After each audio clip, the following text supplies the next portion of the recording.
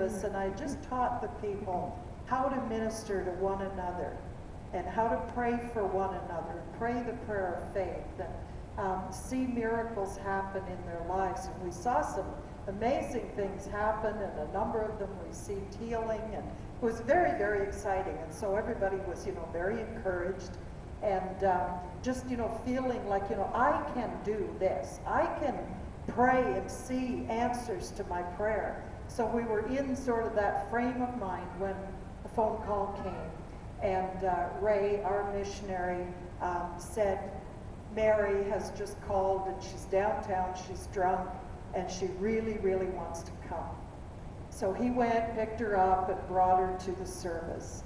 And I just, as he was going to get her, in my mind, I'm thinking, well, the service is hijacked. I mean, when she comes, she'll be so drunk, she'll disrupt, and she'll, she'll just cause havoc and all of that. But you just go with the flow when you're in meetings like that. And I just thought, well, we'll try to minister to her, even though she won't be in much of a frame of mind to really receive. So that was kind of how I was thinking. Sure enough, when Mary arrived, she started talking, and she was crying and was very upset, and she started talking about her past, the pain that she was going through, and explaining that's why she drinks and so on.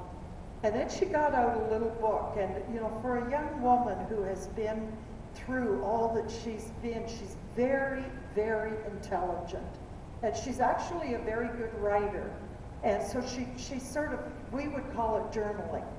She writes down her thoughts, and it's probably a way of getting some of the pain out as well. But she had been writing even in her drunken state. And so she started reading all of these things that she had, that had been going through her heart and her mind. And it was a little bit jumbled because of her inebriated condition. But through it all, you kept sort of reading into that this is a young woman who desperately wants to serve Jesus. She had made a commitment to Christ, but because of her alcoholic state, she just kept messing up daily.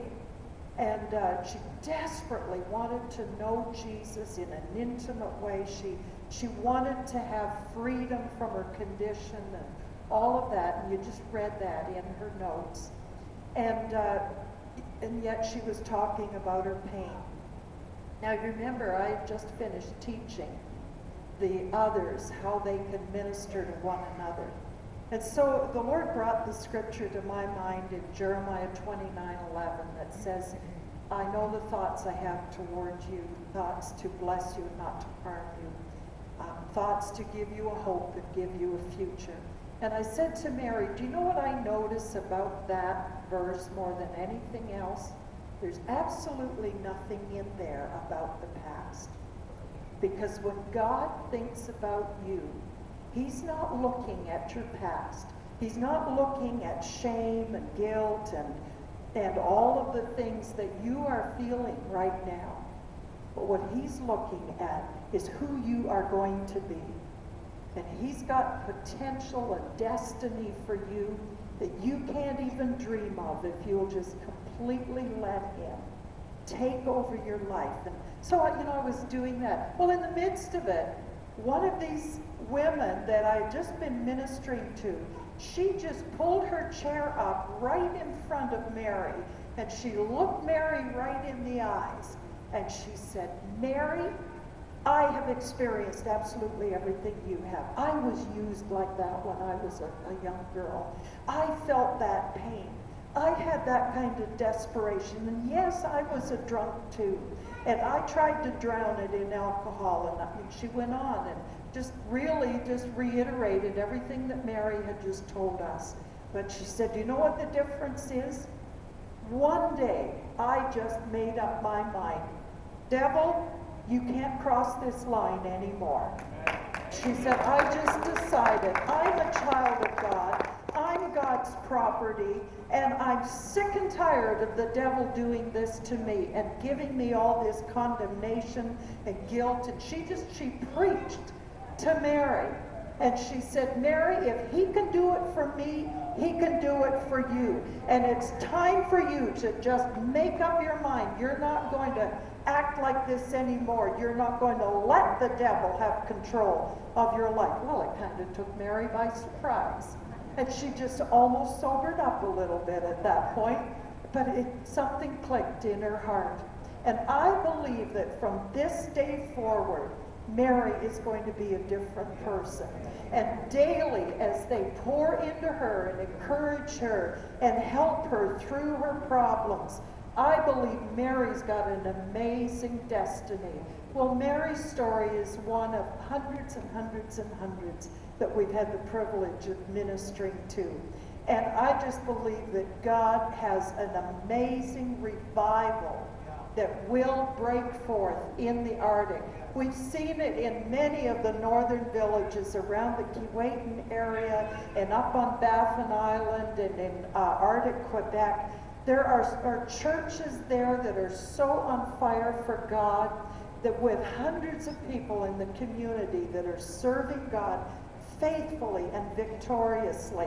And now as we minister in name, we're expecting to see the same thing happen as well. And I just want to say thank you to everyone. I know there are a number that are either partners or regular viewers of From the River. And I just want to give that good, up-to-date report that God's doing good things, and one at a time, he's touching lives, and we're seeing transformation. God bless you. I love good reports from you. The Bible says, if there be any praise, think on these things. Oh, hallelujah. I'm getting encouraged. I was encouraged. I'm getting encourager. Thank you, Lord. Yeah, it's absolutely wonderful to be a part of this and to just see what God is doing. God told us that this is a summer of miracles, that we weren't to slow down, we weren't to expect a slump, that we were to expect a summer of breakthrough and miracles. Because it's 2008 after all. It's a very significant year. And wow, what a summer we're having. It's, can you believe it's well into August now? My mother always said, and my mother was always right, wasn't she, Glenn? Even when she wasn't, she was always right. And she always said, when the exhibition starts, summer's over. Exhibition starts in the middle of August, like next week or so. Yeah. Anyway, we're having a summer of miracles. The growth that we've experienced, the breakthroughs, the souls we've seen saved, the notable healings we've seen. There's been just a new level of this. I believe that at the end of this summer, that by the grace of God, you're going to be able to say this was the greatest summer of my life. Not talking about the weather, not talking about other stuff or vacations, talking about the breakthroughs, talking about your family, talking about healing, talking about financial breakthroughs, talking about all these things. This is the season for it, folks. It really is. Thank you, Lord. I believe God's going to really touch you tonight and minister to you. Let me real quick tell you some of the things on the table tonight. We've got a couple of, we've got several messages we brought for you. This one is position yourself for blessing. It's helping so many people understand what God's doing in their life, and that he's been getting you in a position for blessing. You got to be in the right, you got to be under the spout where the glory comes out, basically, to get where God's, you know, you got to be where God's moving. This one is called, do you think you're normal? And are you normal? A lot of people really think they are normal. And do you really think you're normal? Like, you really, well, it's a really challenge, because, you know, what normal is in the church is so far from normal in the book of Acts. This is the problem today, the tension today. I mean, we've just accepted, well, it's normal to see, you know, to see nobody healed, nobody saved, and to be struggling through. We just accept that this is normal Christianity. I want to be normal, book of Acts normal, where your shadow touches people and get healed, where people that die get brought back to life, where needs are met and food is multiplied. I want to move into that normal. There's a real challenge for, why don't we be real generous tonight, eh? And give this to somebody who needs it. You think you're normal? Are you together, you two ladies? Wow. Can you share? Really?